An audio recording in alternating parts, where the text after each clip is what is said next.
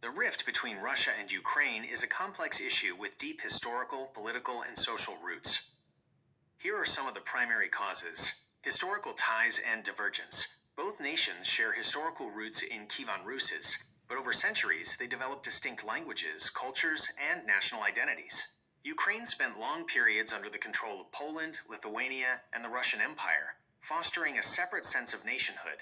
Geopolitical interests. After the collapse of the Soviet Union in 1991, Ukraine declared its independence. Russia, however, has historically viewed Ukraine as within its sphere of influence, and has been wary of Ukraine's westward leanings, particularly its aspirations to join NATO and the European Union. NATO expansion.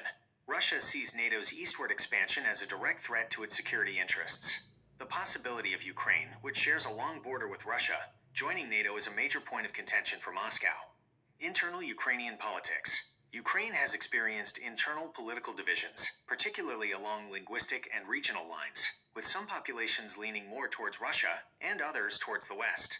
Russia has often exploited these divisions. The 2014 events. A major turning point was the 2014 Ukrainian Revolution, Euromaidan, which ousted the pro-Russian president Viktor Yanukovych. In response, Russia annexed Crimea and supported separatists in the Donbas region of eastern Ukraine, leading to an ongoing war.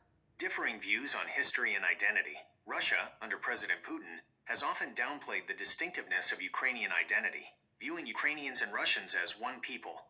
This clashes with Ukraine's self-perception as a separate nation with its own history and culture. In summary, the causes of the rift are a combination of historical legacies, competing geopolitical interests, Russia's opposition to Ukraine's Western integration, internal Ukrainian political dynamics, and specific events like the annexation of Crimea and the war in Donbas.